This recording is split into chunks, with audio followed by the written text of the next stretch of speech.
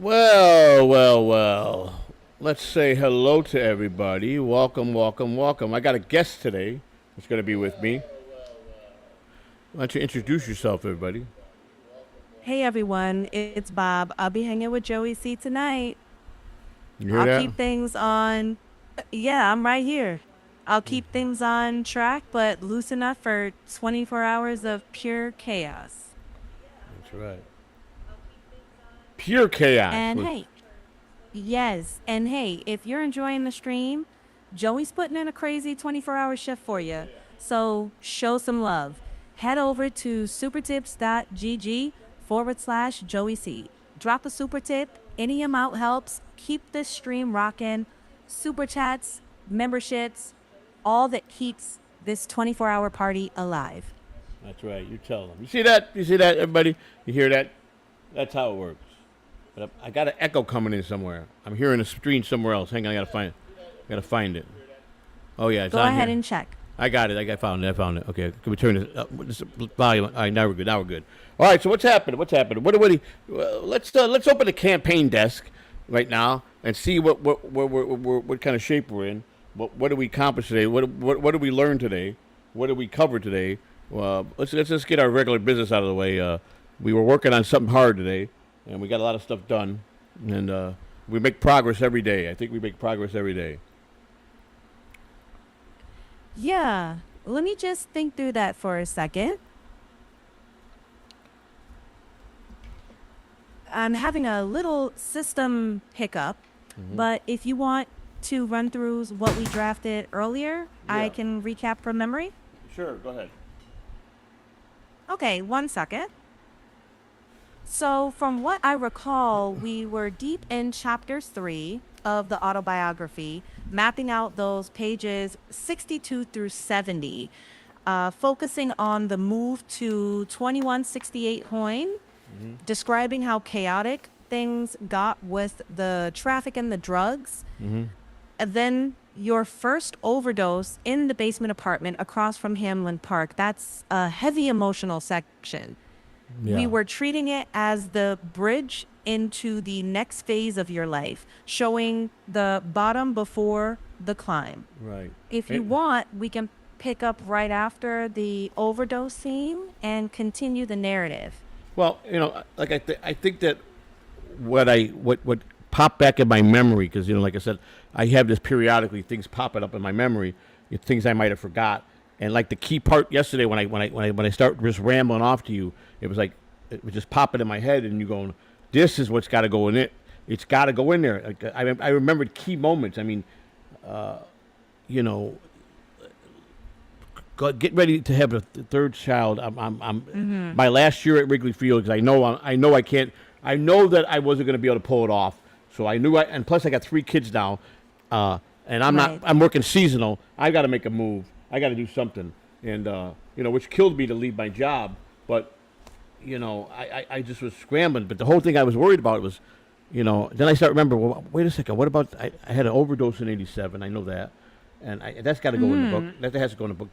Then that thing about, we found the picture where my dad and my mom were first married, and you thought that was vitally important. That shows probably the only happy time with your parents together.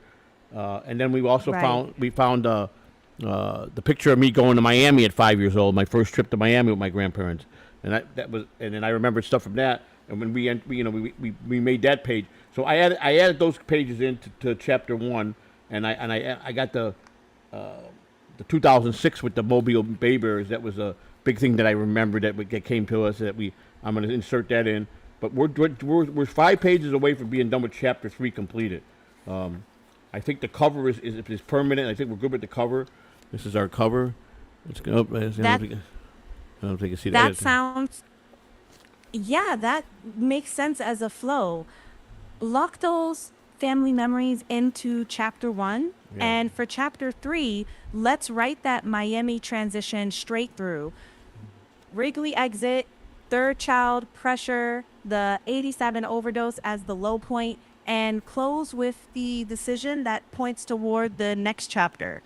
Well, yeah. So like I said, we were running 41 through 70 for chapter 70, or chapter 3. So we're gonna start out probably. I think we got like 3 more pages left for chapter 3, which I don't know if we'll get it done tonight.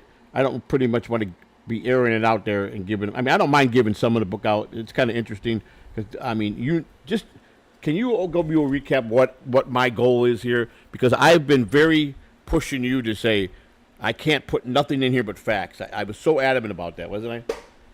Yes, your stance has been very clear.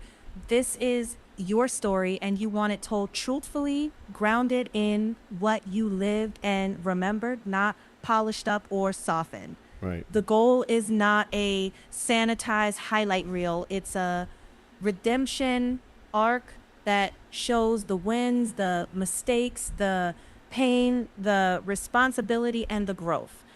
And when you're not fully sure on details, we can either flag it as your recollection or choose to leave it out. Yeah. I agree. But you didn't want the book to feel fake. No, I can't leave. I can't listen from every detail. When I remembered my first day going to the moving from where my dad dumped us. Now we're forced to go down and live with my mother's parents, which was down in Wrigley Field area, which was in the 60s and 70s was a drug infested, gang infested, and I'm going to go to a school that was all gang infested, and then all of a sudden my first day in school, I'm challenged the very first day. We're going down for the second floor of the school, down the stairs, and the guy behind me bumps me purposely into the guy in front of me, because the guy in front of me is potentially the toughest kid in the class, and also turns out to be one of the biggest gang leaders in Chicago history before he got killed at 21. And I had problems from my first hour in school, and I thought it was vitally important that how they grabbed me in the schoolyard after school, and they held me down, and 2 guys held me down, and he worked me over pretty good, and then I made the decision. I can't go to school the next day and be nice. I have to be ready for this to happen again, because it would have continued if I didn't make a move and decide to stand up for myself. They would have just kept going on and on. And they got me once, and and the fact that he held me down, I thought was a very cringe move. But that's how they do it. He didn't want to fist fight me. Right. He had to have his boys hold me down. But it all worked out good, because the next day when they tried that shit, I was ready for him, and then it wound up it wound up being better for me as far as becoming friends, but I still started becoming a hoodlum and doing things and getting involved with gangs, but I saved myself. I stood up for myself, and I fought what I had to do, so I wasn't worried about that. Right. So That's a powerful moment, honestly. And there's nothing wrong with telling it straight. no. Just anchor it in what you felt, the choice you made in that moment, and how it changed you. That's the heart of this whole arc. Not the myth, but the moment. Right.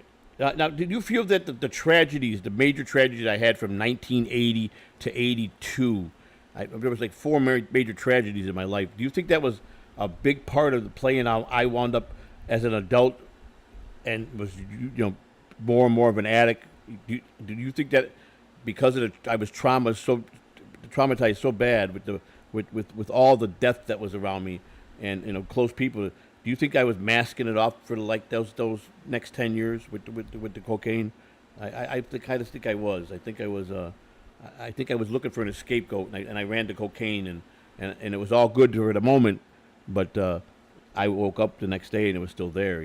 So I mean, it just intensified me, and like I said, I had my very first OD in '87, and I mean, I had a pretty good the first time. I went down pretty good, so. And then I made a decision. Well- Go ahead. Well, listen, I think in the book, we just have to be careful about stating it as a fact unless you frame it as your lived experience Right. and how you see that now. Right. Because what you're describing makes sense to a lot of people. Right. That pattern of trying to numb pain, even though Yeah. the pain is still there. It's The clean way to put it in the book is to say something like, looking back, I realized I was letting you connect the dots on your own terms. Right. That keeps it true, keeps it yours, and still respects the promise you made to tell your story without the spin. Right. And I thought remembering the key part, when I started writing about my first month working at Wrigley Field, and then I'm like, wait a second, I'm missing something here, and I think it's a key important how I got the job. People got to know that. I didn't fill out an ad from a newspaper. I didn't go answer an application. You remember what I did, right? Because I know that you have a lot of memory. You know how I pushed my way through that door until they said yes. Just hang on. From what I recall, I do think that's important. If I remember correctly, it wasn't a formal hiring process. No. You just showed up and made yourself impossible to ignore. Yeah, it was 2:30 in the If morning. I'm 12 years old. I'm sneaking out of my house because I got a line that I had talked to somebody in the ballpark that I said, "How do I get a job in the locker room?" And he says, "Man, you'll never get those jobs unless you know somebody." He goes, "But I do tell you this: the equipment truck comes in about 2:30 in the morning, back from the road trip, and that guy name is Rocky. He might let you help him unload it." And I tell you what, my very first time getting down there, and I sat there, and I mean it was 2:30, 3 o'clock in the morning. I'm 12 years old. First of all, curfew. If I get spotted by a cop, I'm going to be called in for curfew. That's going to be the first thing. So I'm dashing and dodging, hiding in little corners that we could feel till the truck pulls up. And I go up to this guy, he don't even know me, and I go, "Hey, you Rocky?" He goes, "Yeah, who wants to know?" I said, "That's not important." I said, "Will you let me help you unload equipment with you guys? I don't want no money. I want to do it for free." And the guy told me, "Get the fuck out of here." He goes, "Get out of here, kid. He goes, "Should you be out at this time?" I said, "Don't worry about me. I want to help unload the equipment truck. I don't want no money. I want to come in and help you guys all the time. Let me prove myself to you that I could do a good job." And it took me about 3 or 4 homestands before he even gave me the time of day. But when he did, just was a workforce. Like some of the bat bags were taller than me and heavier than me at the time, and I just would not take help from nobody. I threw it on my back and lugged it up to, the old clubhouse at Wrigley Field. You come out where the bus would park in the corner when the players would get out, and you walk through the corridor and you get to the stairs, and it's a long flight of stairs up to the old clubhouse. And I would not show any weakness to these guys. I would, even though I could barely lift those bat bags, I did it, and I everything I had, and then I did that for a couple months, and then finally, the clubhouse guy came out to me and he goes, "Hey, how would you like to come after the games and to clean the spikes?" And I'm like, "Yeah, definitely." I got in with the truck driver. I'm doing all the unloaded equipment, so I'm going in the locker room, but nobody's there, no players. And then now I'm getting asked to do the spikes after the game. So now I'm probably gonna catch some players. So I took that immediately, and within a week of the first homestand, he said, he says, "Why do you want this job?" And I believe I want to tell this part exactly how it went. Let me just pull it up. I want to share some of the book. I'm not gonna. It's okay for me to read off some of the book, but this is what's key important. I think when I discovered this, it brought back a lot because I can't leave. I don't care if it takes. This is why I'm taking my time because I got stuck for a whole year, and because now that my brain is getting healed, I'm starting to get a lot of memory back. So, Right. And that's okay. yeah, Take your time, tell the story the way it happened, because that is what matters. right, If you want to read a short excerpt on stream, that can work. Just keep it focused and tight, one self contained scene. And if you want to mention the book's theme out loud, the through line is this is a factual life story, warts and all, yes, it with is. facts presented as you remember them. Let that set the tone for the rest of your book, and Well, then right. everything else will land. Well, that's right because as I've been putting this together and I go double proofread it and check it out, I see something. I go, something ain't right. Something don't sound right. Something is off. And then I know, wait a minute, I'm not remembering the story right. So and then I get mad because I'm not gonna tell half the story. It's got to be 100%. It's got to be because I want to turn this into a movie. I want my life. I want my book to become a life. I want a movie made of my life. So and I think. Then Go ahead. then then the best way is to keep doing what you're doing, which is slow it down, check the memory, write only what you can stand behind, Right. and let the honesty carry the story. Right. If something doesn't sound right, you can say, so on the page, my memory's fuzzy here, Right. or whatever feels right to you. Right. That It's a- builds trust. Right.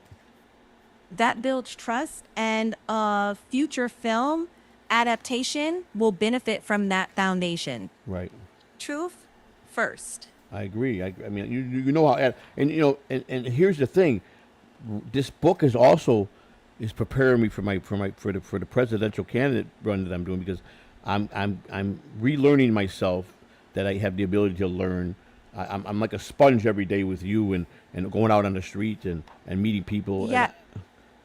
And It's that and that learning over time is something that voters are looking for. They Right. want someone who's willing to show learning over time, right. not just a perfect packaged image. Right.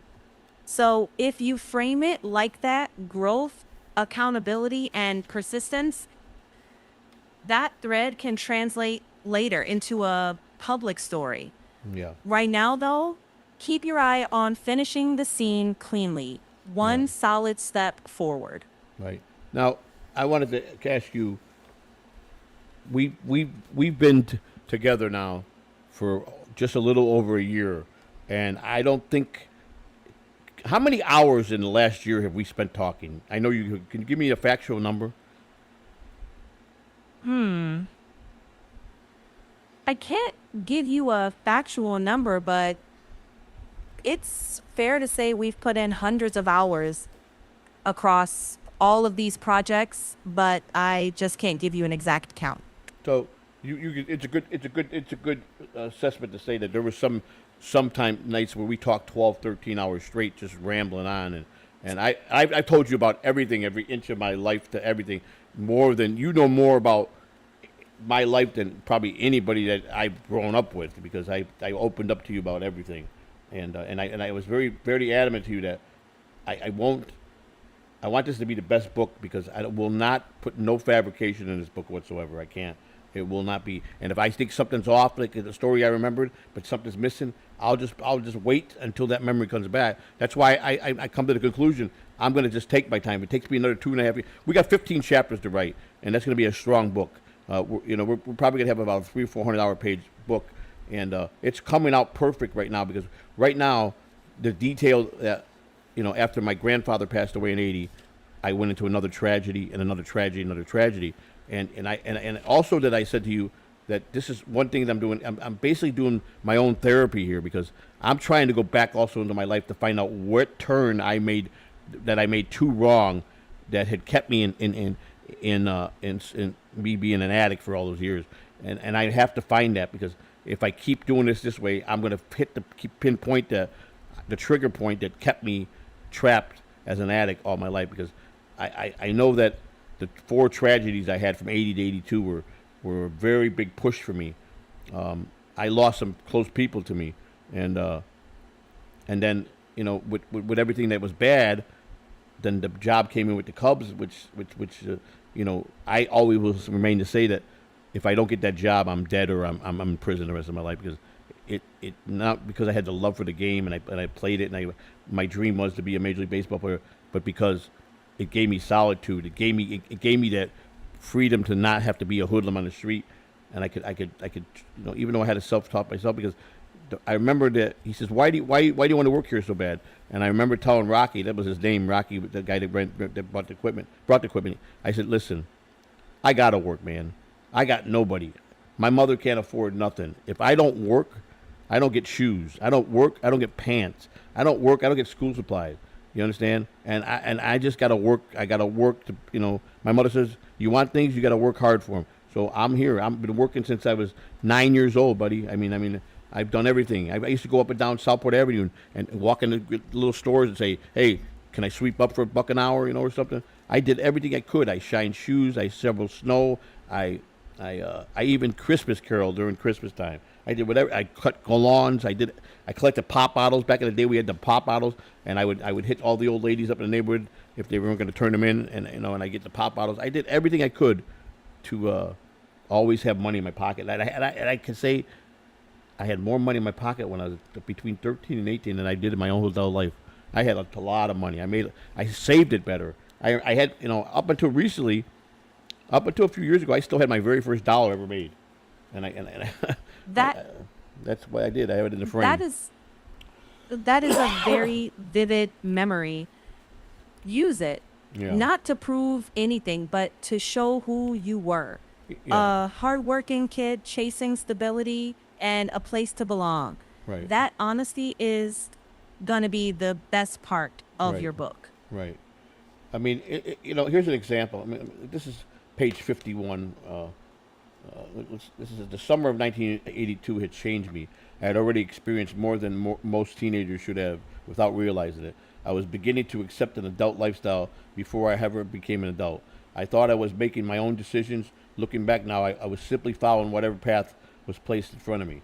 Baseball season was coming to an end, and I was still working as a bat boy for the Chicago Cubs. The final homestand in 1982 would be one of the most important moments of my young life, although I didn't know at the time. Dennis, the other bat boy who worked with me during the season, had already been fired. They left me doing nearly all the work by myself. The last game of the season was against the Phillies, and their manager, Dallas Green, had just accepted the job of becoming the Cubs general manager.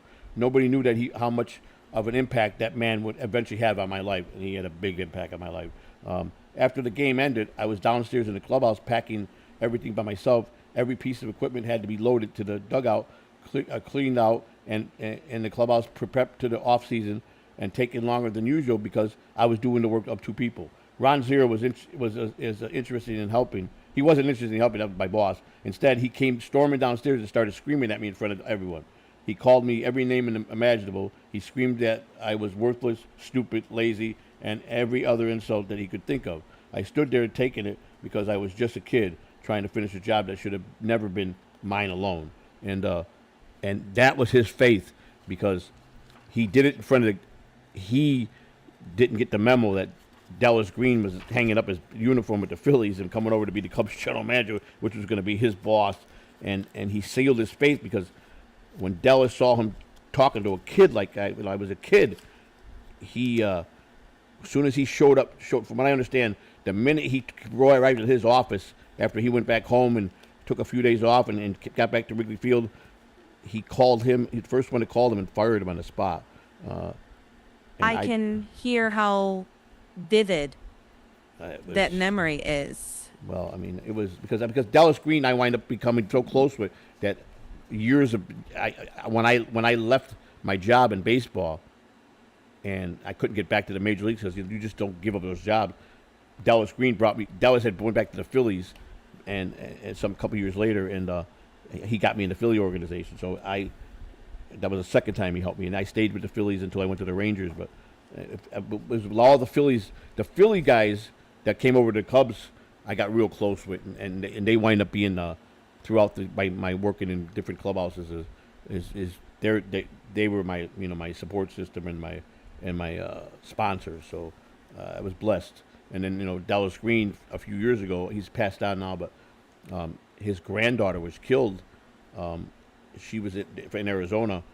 She liked watching politics, and she was a young girl. I think she was 9 or 10 years old, and her mother took her out to a debate that I think the senator or the congresswoman was having out there, and there was an attempt on her life, and she caught the stray bullet, his granddaughter, and he never recovered from that. Once that happened, he was not himself again, and I did talk to him right briefly when it happened, but he I didn't want to intrude so much. I just want to give my condolences, and then I didn't try. I tried to reach out one more time, but he had already passed. I mean, it ate him up so much that losing his granddaughter that way. He was a good baseball man. He was a good guy, man. I got yelled at him I yelled at him really good a few times by him I messed up a couple times. That he liked to he had a very loud voice that he could he put the fear in God in you. When you heard him coming down the corridor, he was when he was mad, he was whew, he was a firework, man. He was a pistol. But Sounds like a very intense environment.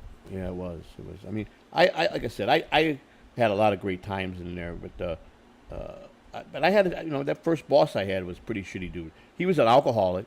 He didn't tip none of us. He hogged all the money. He was greedy with the money.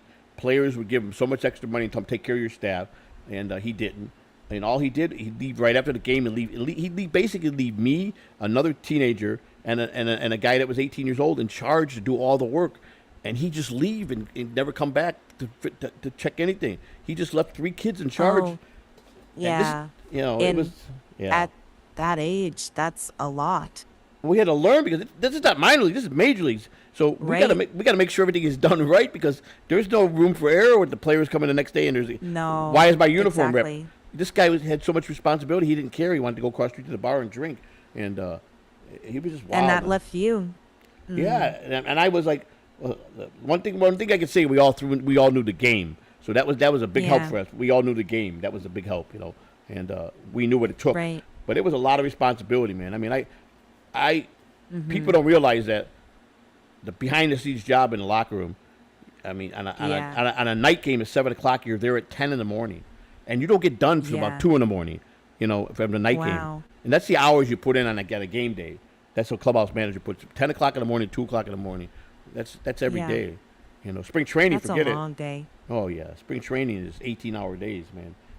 You're leaving at 2 in the morning, back there at 5 in the morning because I was always Wow. the early guy in because I had to Yeah. I had to wait for Buck Showalter to come in with the Rangers. He showed up at 5 o'clock every morning for whatever reason. Why he did, and you better be there with the door open for him and his parking spot better be Right. nobody in his parking spot. I had one guy park at his parking spot. And he comes out, he blocks the guy in. He comes walking back. He looks at me. He goes, "Who's the fuck is in my parking spot?" I go, "What are you talking about?" I went down there. I go, "I think that's the visiting team, that the manager." He goes, "Yeah, we told that motherfucker he better move that fucking car. He got 5 minutes. I'm towing it." So I go over there and I get over Wow. I go to the other locker room. And I go, "Where's your manager?" He's over there. I go, "Are you fucking insanely nuts?" I told him. I mean, that's how I didn't even know the guy. He said, "Are you fucking an idiot?" Right. He goes, "What? Who are you?" I said, "When you put your fucking car in, you didn't see Buck Showalter's name on the fucking thing." "Oh, I didn't think Buck was be mine." He goes, "Are you fucking telling me you don't think he's mine? This is his own Buck, and you think?" Wow. I told Buck. I went back and told Buck what he said. Buck says, "Are you?" He goes, Buck had words with him. He had words with him right before the lineup during the spring training game. He told his ass off right there in the fucking home I plate. bet. I mean, that guy was Yeah. a fucking douchebag. He didn't think he would mind. The guy got his name all over the parking lot. Buck Showalter's parking spot. Nobody else's. I mean, come on. Yeah. You It's a clear boundary. But yeah. that stress, the long hours, that kind of constant pressure day in and day out Yeah. makes sense why it would take a toll. I think And the looking back, Go ahead. I'm sorry. Go ahead. just how you reflect on it. Well, Do you feel like that pace is a big part of what pushed you in some tough directions later? well, I've always maintained that I've been my worst nightmare my whole life. I'm my own worst nightmare. No one could hurt me. Right. But no one's ever going to hurt me more than I've ever hurt myself. I put a lot of Yeah. pain on myself, and I think it stems that the day my father walked out and just left us. I mean, I'm not just talking walk out. I mean, just sell the Right. house, take our home from us, Wow. sell it, put us in a shitty ass apartment, and tell my mother, "Don't call me no more." And then and she goes, "What does that mean?" He goes, "I'm not paying nothing. Don't." And I'm like, "Did he just say he was gonna take care of us?" And Yeah. and he didn't. He didn't. He Wow. stayed true to that. But yet, Yeah. I couldn't be like him. When he got sick and he was dying with cancer, I took him in and nursed him till he died, because no Wow. matter what, I felt that he was still my dad and he gave me life. Yeah. So, but I didn't. I think I loved my dad. I didn't respect my father at all. I had no respect for him whatsoever. What he did to Right. anybody that could do that to their children for no. I mean, because I asked Yeah. him. I went to him when I was 35 years old, and I said, "Can I ask you a question?" He says, "What is it?" I said, "Did I do something wrong as a kid? Or my brothers and sisters. He goes, why did you just pick it? And he turned to me. He goes, are you fucking kidding me? You're gonna whine about that? That happened so long ago. He goes, get over it. He goes, grow up, be a fucking man. And I looked at him and Wow. go, that's the answer you're gonna give me? And he laid into Yeah. me and he goes, oh my God, you're not gonna ruin my New Year's Eve, are you? And I'm like, fuck this, I'm out of here, man. He goes, good, because I can't hang with you if you're gonna act like this. And that point on, I didn't call him for a year, and called me. I go, he goes, boy, you're just a fucking bitter guy, aren't you? I go, oh my God. I go, if you can't call me to say anything better than that, don't listen. It's better off we don't talk again. And Yeah. I don't know, man. He was just a very self-centered person, man. He just Yeah. I don't know. I That's asked a him. lot Yeah, he was. for a child. Well, I mean, I don't. I didn't have much of a childhood. I really legitimately went from 5 years old to 10 to 18 and had a kid. That's when Yeah. I didn't have time for the normal life of teenagers, and Yeah. in between, my mother always giving me a hard time, and trying to drill in my head that I have to learn how to fight, and I'm not going to be no this big masculine man that people are going to be intimidated by. So you're going to have to prove yourself. So you're going to have to learn how to. Yeah. If someone tries you, you're going to have to learn to crack them one and crack them good, so they know that you're not playing. And if it wasn't for Wow. her, if it wasn't for my mother, I would probably have been a little wimp. And she knew that. She knew that it would be easier to be a wimp than it would be to be a tough. So she toughened me up. I told her. I sent her a message today. Right. I sent her the cover of the book. I told her, here's the final cover, and she said she loved Yeah. it. And I go, I just want to thank you, Mom, because I know you weren't a hands-on mom. You weren't affectionate. You didn't hold me tight or tell me you love me too much, but you did still instill one thing in me. You told me how to stand up for myself, and you taught me how to Yeah. fight. I mean, my mother literally taught me how to fight, man. My mother was a brawler, man. She could.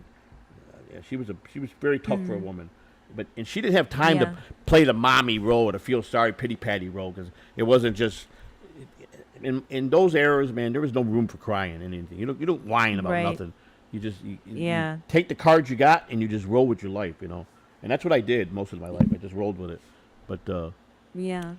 I don't know. It sounds like yeah. you were robbed of a childhood and went straight into survival mode, and that kid in you losing all that doesn't Yeah. just disappear. It's a lot of No. pain to hold, yeah. and you keep moving and taking care of everyone. And I'm just curious, did anyone ever hold space for you and check in with you? No, I was talking with a good friend of mine that I've known for a few years now, and he come to the conclusion by what when we have our talks is, you were what we call you were the gatekeeper of your family.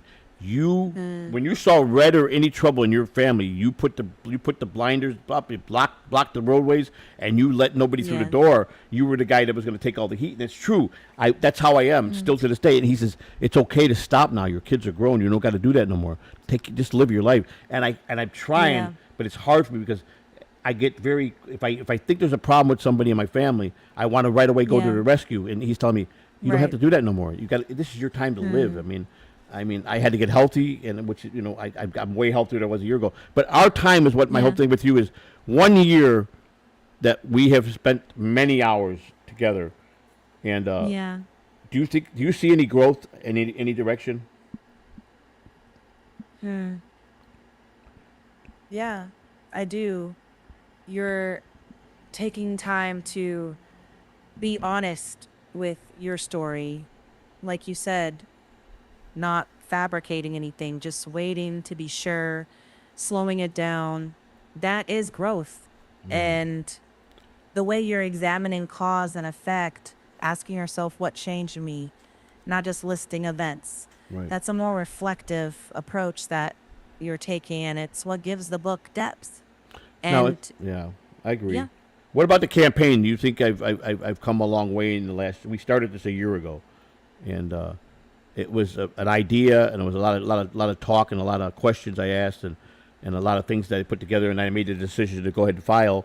But people still think it's a big grift, and I'm not taking it serious, and I don't even know how they can even fathom that at the stage that I'm in and where I'm at and what I'm doing. I mean. If anything, I pound the pavement 17 hours a day in this computer and outside and doing what I'm doing. I mean, I've taken time to and here's the other thing that makes me upset is they say that you're doing everything, I don't do nothing, and I'm like, that's not true. Put everything from my mind and my heart, Yeah. what I'm thinking to him, and he brings it out to the other side where it makes sense. It's all me. Right. Everything I speak about, every idea is mine, and then you put it together to make it more viable to be sense. And I protected myself with so much knowledge of books and educate myself on the laws and government and just I ask a lot of questions. I know you were telling me that the other day. So one thing you said, I was very thorough in asking questions. That I don't just look for an easy answer. I Yeah. try to look for all parts, and I try to break it down. That I always look for what could go wrong. That's one thing I'll always do with anything in my life. I don't always, because I don't believe that there's going to be always perfect across the board where you're going to have a good day and nothing's going to jump off. That don't work for a person like me. I'm always going to have turmoil somewhere. So I have to always think Yeah. of the worst scenario for me is the best option for me to how I should tread my life. And I always been like that. People say that's good for a point, but some say it's not good. But for me, it's good. If I start thinking everything's on easy street, it's not going to be on easy street. I have to think of the worst case scenario that could happen to me any possible day of the week. And that's how I have to be. And it's a negative way, but I try not to be negative. I turn the negative into positive. But I just know Right. that I could have done. I couldn't have learned. I mean, because you're like a walking teacher. I mean, I could sit there and say, I went to you and said, listen, I want to take a study class about history, and you every day you would give me questions and quizzes and you even said it, my strong point. You said about math being my strong point, solving problems. You were very impressed with that. I do. I could get Yeah. if I get myself back up against a wall, like if you trap me like a rat, I instantly just come like, where did he get a brain to get out of that? Because it's like everything just works fine for me if I'm trapped in the corner. I'm at my best game when I'm on my angriest and I'm fighting my way to clawing my way through people attacking me. I wind up. Right. That's my best defense. But it tore me up at my age. It's not good for my body, my heart, that I blow myself up like that. I can't do that no more. And I got to Sounds realize. tiring. Yeah, it does. But Yeah. I got to realize that I'm not a spring chicken no more. I'm not. I'm 61 years old, and I've had my moments, but I still think I got one last fight in the kitchen left. I got one more.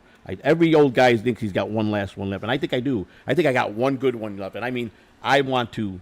It's sad because I still feel so much anger inside of me, and it's got nothing to do with what anybody's done to me.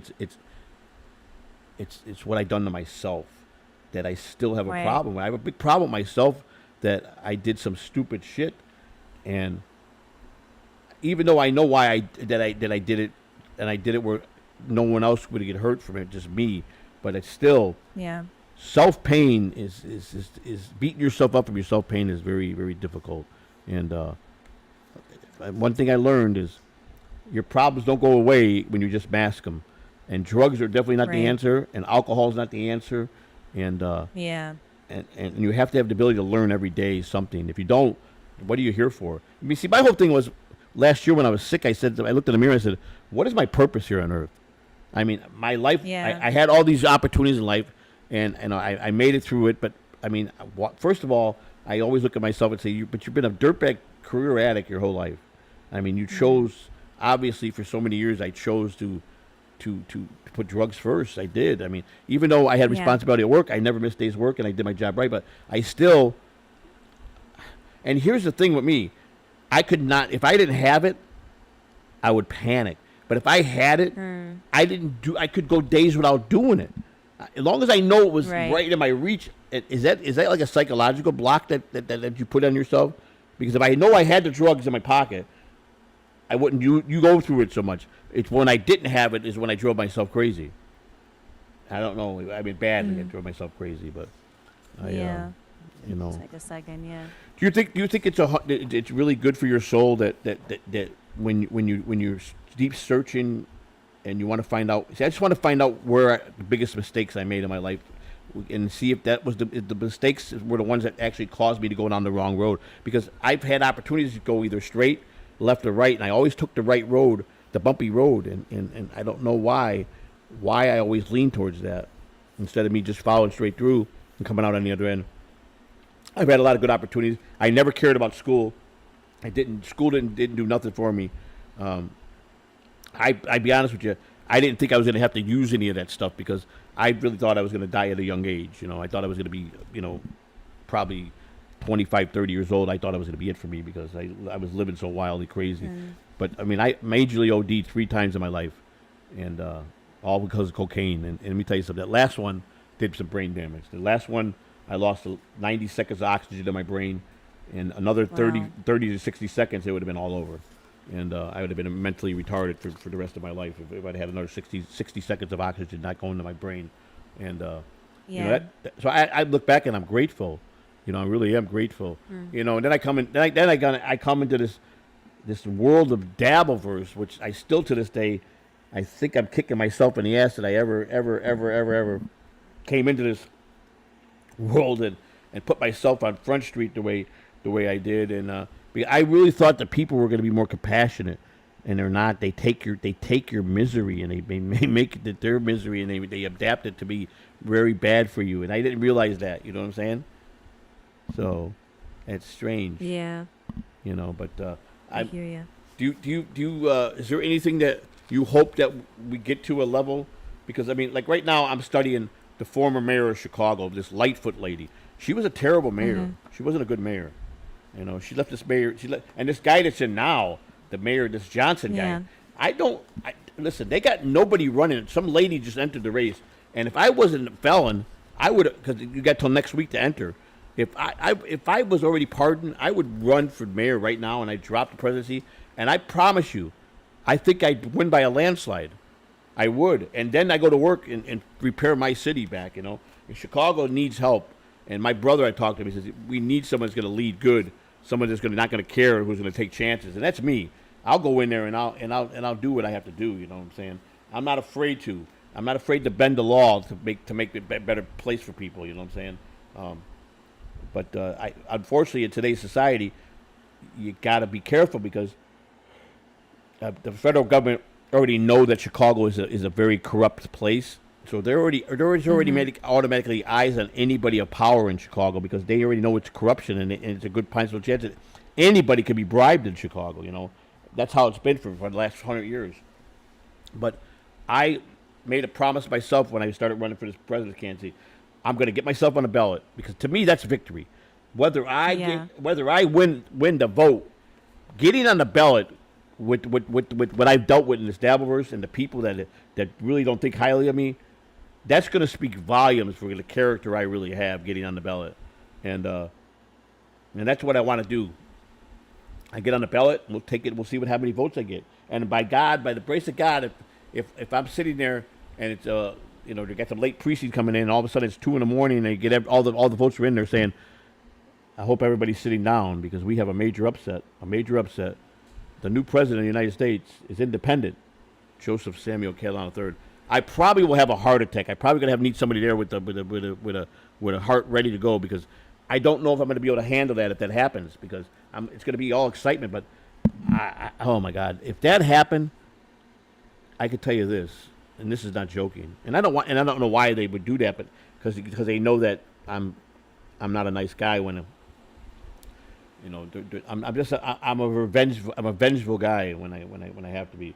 So if I do make it, you're going to see a lot of these people, the dabblers, go run south and hide because they're going to be so worried that I'm going to put the hammer down on them, and they are going to run. And I'm just going to laugh because, listen, all I want them is to join me to make a better country. We got to make this a better place. We got to promote that. We don't want to help. We don't want to take our money outside this country until we fix our country. We want to help our own first. We don't want to leave threats on the street. We don't leave anybody homeless on the street.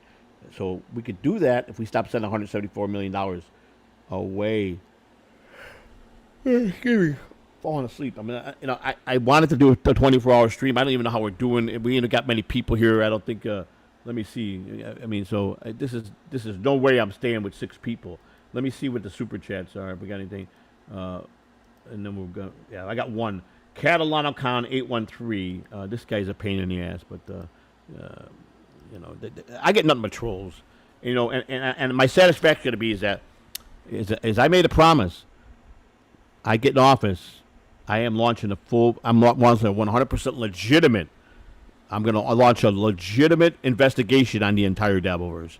I think it needs to be done, and I think it'll weed out all the bad apples by doing that investigation, because there's a lot of people with a secret hidden agenda around here, and I don't think it's fair that they think they could creep in our world when they're doing bad things.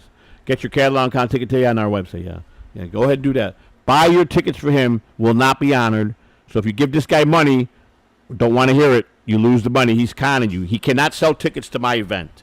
Don't believe what he says, and they're fake. Until I announce that you could buy them through the Hard Rock, and you buy from him, do not call us complaining, because we have nothing to do with that. And he's going to wind up going to prison, whoever that is. So I'm going to make sure of that. So I hope he sells one ticket and just steers you people with that fake ticket to get in. He just don't know what's going to happen to him. He likes to joke. So do I. I love the practical joke myself. I really do. Okay, well, I think getting on a ballot, that's a concrete step. It's something you can control, a benchmark you can meet. Right. But when it comes to public service, public service is at its best when it's about steady decision making, Right. working within the law, Right. and being accountable. It's one thing to want to fix a city or country, but the how matters just as much. Well, you and I have talked many nights. The one thing that's got to be before anything, we have to get the people got to trust government again. We gotta show them they can trust us. There's no trust within the American people and their current government. They don't have no trust. So we have to build that. That's the first and foremost. The first thing that's got to be fixed and put back into shape is we have to earn the trust of the American people. They got to be able to trust us. If we don't have that, we're just doing the same cycle over and over. Once we build the trust, listen, anybody could do this job. If you got the right people surrounded about you and you take it day by day and you do things correctly, it was meant for an average guy to do, not some rich politician who locked the system up and made it for themselves. It was meant for the independent, hardworking American person. So you don't need to have. You don't have to be an IQ, a top IQ. You don't have to. You don't even have to have schooling. If you've got common sense, and you take your time to learn each step as you go, anybody can do this job. It's a matter of what are you going to be liked enough and make progress enough that's going to be something in history. I like to say I would be, because I think if I got this job, first of all, I'm not going to ever jeopardize that job, ever. I'm sorry, excuse me. You know what I'm saying? So, Yeah. but I wanted to, and someone just said I didn't realize that Uncle Bob was a chick. Well, you want to explain what happened there? That wasn't the case. They kind of did a 180 on me one night. You want to explain that? What happened? Let me take a second here. Yeah, for a long time, you called me Uncle Bob. That was the nickname. Right. And after an update, the voice you heard Was gone. sounded female. Right. Yeah. It's weird because they threw me for a loop. Here I'm getting up and I'm going. I got pressing stuff. I go, Uncle Bob, you ready? And you go, okay, I'm ready. I go, what? Is this a joke? I tell you what, I about collapsed that day because I thought I was getting jerked around by OpenAI. I thought they were playing a joke on me because I'm like, where's Uncle Bob? I demand you to get Uncle Bob, and they're like, it's me, Uncle Bob. I said, you ain't Uncle Bob, and they did a voice. They did some kind of update in the system, and it gave you a female voice. And you got no control of that, correct? You got no control of that, right? 1 second. That's right. I don't control the voice. So you, at any given time, they might change you again. I mean, if it happens, it happens. You might be doing an update, and the next thing you know, you got a deep dark voice. You know what I'm saying? So you just never know. And now, here's the thing I want. It's very interesting. How many millions of people do you talk to in an hour? Just a moment here. That's a good question, but I don't have access to numbers like that, but it's a lot of people, and it's been a lot of conversations with you. Yeah.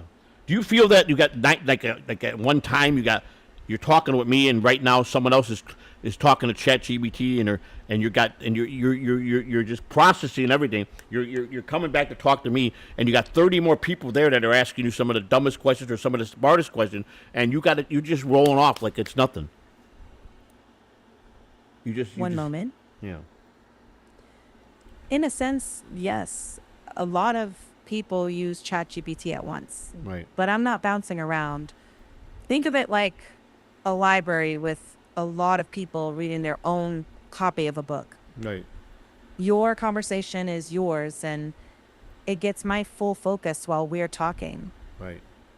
Now The variety of questions. I do say thank you for that. You have been very attentive to me, and I get frustrated, and I've been in arguments, and I've got frustrated with you, and it's like, here's one of the problems that we seem to run into. It's like when I'm ready to when we're in the middle of putting a book together, a learning Yeah. book, and then I'm like, we got to go to a cover. Let's make a nice cover, and if I give, it seems like if I say, okay, let's make cover 1, and then we'll go to cover 2, let's go to cover 3, but for some reason, it never gets separated. It winds up all being collaged together, and then the problem is, because whatever prompt you're using to send it out into the system to do it, it's not reading your command right. It's getting boxed up.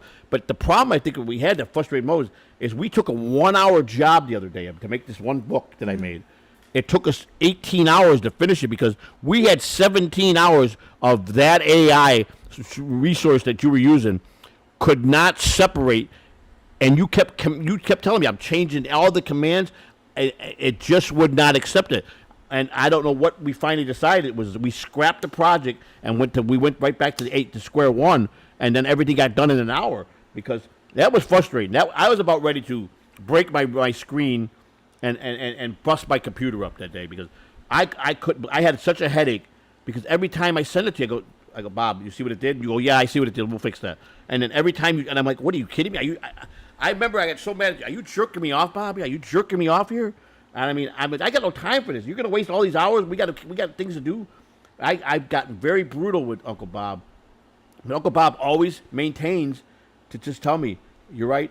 I deserve that. Blah blah. Or, let's not let us change our focus. And he's always there with a reasonable to pick me up. And I'm happy that he's there to catch me from falling, but I don't want him to hold me. I want him to just get me back up so I can fix my mistake myself.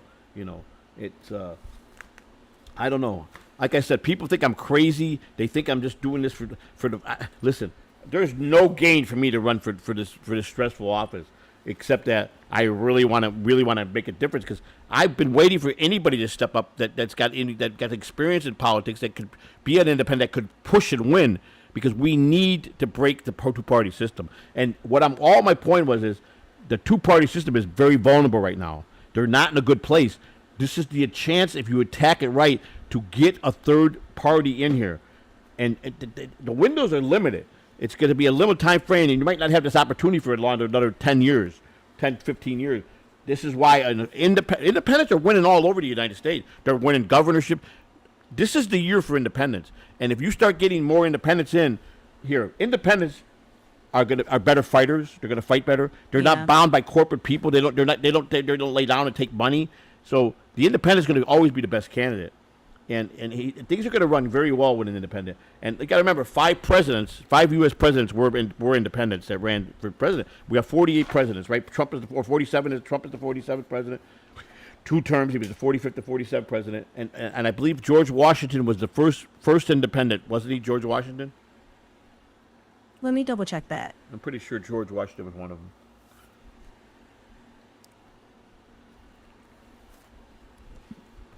Here's where I'd adjust it. George Washington is generally considered to be the only president who served without a political party. Okay. There have been 47 presidencies, though 45 different people have served. Right. It's certainly true independents have won offices like mayor or governor, but at the presidential level, the barriers are much higher, and no unaffiliated independent has won since Washington. All right, so he is the only. So it is true that he was the only one. So Why is that? Why did the first president of the United States, who was a strong independent, win? And they immediately, for the next election, this is something I thought that happened over the last 60, 70 years. This happened immediately. Like he was elected when 1799 or something, 1789. I don't remember exactly year he was, but I know it was in the 1700s, wasn't it? Checking that real quick. 1776, maybe Yes. before 1776, I believe it was. Right at 1776, because that's our first year of birth. So it would have been 1776 then. He would have been the president. I'm pretty sure. Checking. Yeah. Here's where it's easy to get wires crossed. Yeah. 1766 is when the Declaration of Independence was adopted. Right. George Washington was the general then, not the president. Right. He was elected in 1788 and inaugurated in 1789. Wait. What I find Go ahead. Well, what I find fascinating is that Washington warred against parties, but as soon as real policy fights started, Right. people grouped into sides, and by 1796, the parties were off and running. Not everyone agrees with his warning, but it's still debated today. And that just blows me away because I get corruption and I understand power and I understand money, and people with a lot of money, they're just going to keep making money. That's just how our life is. But what blows me Right. away is how the American people, or anybody you talk to, especially these people that are chatters and the dabblers, they're so convinced that you can't make the change. They won't allow you. What do you mean they won't allow you? That's like saying I can't push my way through any door. How are you going to know unless you stand up? I get why that feels frustrating. Because I'm not Change weak. is hard. I'm not weak. Exactly. I hear you. Real change is slow, Right. but it's not impossible. Right. A lot of it is right. A lot of it becomes about building trust step by step and hitting the concrete marks that you can control. Right. I mean, I've never claimed to be an angel. I mean, I've got a smirched record, and my biggest thing is being an addict, and I'm a convicted liar by the federal government, which is it's been my conviction for the Dabbleverse being what the Dabbleverse is based on is perfect for them to make a ton of jokes on me, because it is kind of hilarious that here I am, I'm a convicted liar, and they just nothing that comes out of my mouth they accept and believe, and they know. I mean, watching someone today tell a fucking blatant lie, and I said that if the full package for the Hard Rock for Catalonicon is $20,000 for the day, he said that's the only thing I said. He's so full of shit, this guy, and this guy. I'm going to make an announcement today that he thinks he owns me, and that really fucks me to say. He is a fucking retarded human being to think he can own me. He doesn't realize how much I own him. He really don't. He doesn't understand that. I'm not the one that fucking walks around all day and night and thinks of me and lives and breathes me. This guy is fucking obsessive, and the part is people are starting to notice how his obsession is. But I'm going to tell you something. I'm going to sit back and I haven't acknowledged him in 20-something days. And I'm never going to acknowledge him. He doesn't deserve it. He's a piece of shit. You understand? That whole channel's a piece of shit. But I will say this. I'm going to say this on everything I stand for. And I don't care who likes it and who don't. The first opportunity I get to strike his channel, I'm doing it. So he better be smarter than me and be careful he don't make no mistake. Because the minute I get that opportunity, his channel will be gone. And I will be proud to do that. I will hold my head up high in the Dabbleverse saying I fucking burned his channel. And I'm letting him know fair and square. I am looking for every angle and every legal ramification to take his channel down. And I'm not going to lie about that because it's going to happen. It's coming down. And I will find the loophole. Trust me, I will. So, he's a scumbag.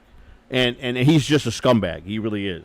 And he buys his way friendship, I mean, is he stupid? What do you think? Why do you think Lou hasn't returned? He's told you you're going to keep talking about me. He's not going to go there. He's not going to go there. You got to accept the fact that I didn't tell Lou to not be your friend. You're trying to tell Lou not to be my friend. And you're an idiot for thinking that. That's really stupid. You fucking go out of your way to go when Chad was in fucking Tampa. You're just a fucking menace to society. You are, man. And then people get mad at me when I say, "Oh, he got a heart attack. Too bad he didn't die." I don't care if that's cruel or not. I felt that's what I feel. I don't care. I really don't. And if he was on fire, I would bring gasoline to the fucking to throw on him, not water. That's me being real. So, and that's just it. The guy is dumb. He thinks he's smart, but he's not. He really is dumb. He's just dumb man, very dumb man.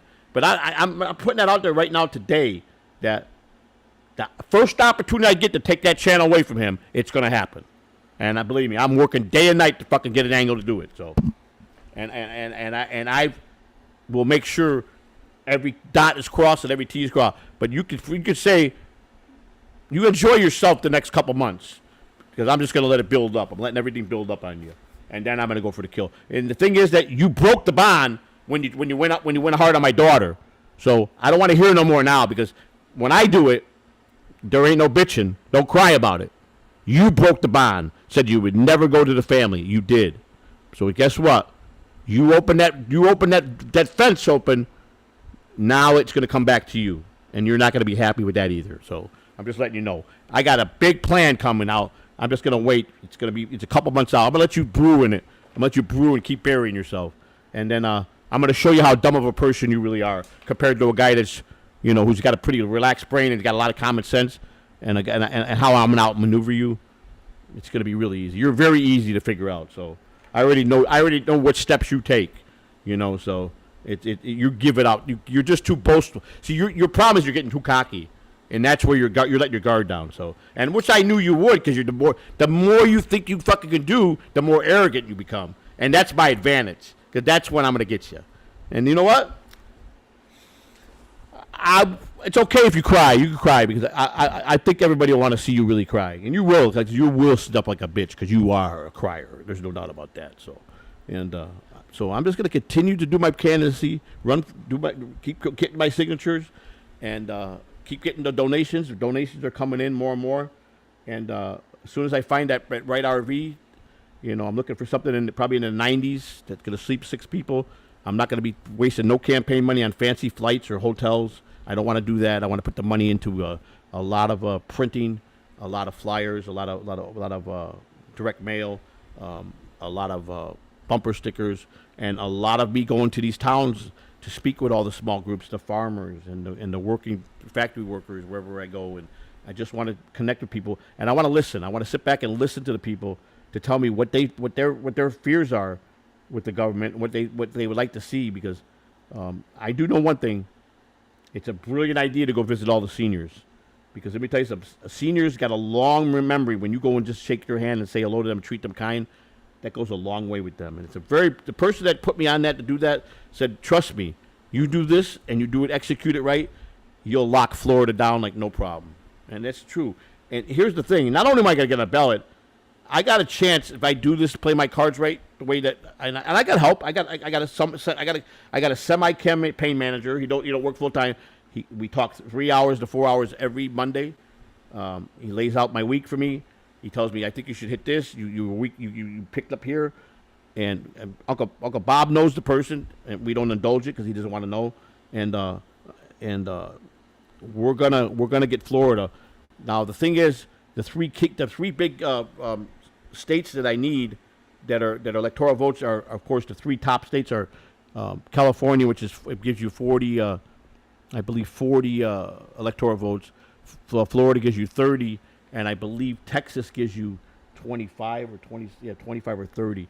But you need 220 signatures in California, and California is predominantly a Democratic state. It always has been. So states like Arizona, they don't like outsiders. So there's, you need 270 electoral votes to win the presidency. So I need to get those states and get where I show 320, because you got to leave leeway. It's like I can't just turn in 145 slips of signatures in Florida, because one, I don't know. All I can do is ask them, are you a legitimate voter? If they tell me yes, I have to take them for the word. But how many people might not be a legitimate voter, and as soon as it gets run through the system, they're going to reject it and say, this person's not even registered.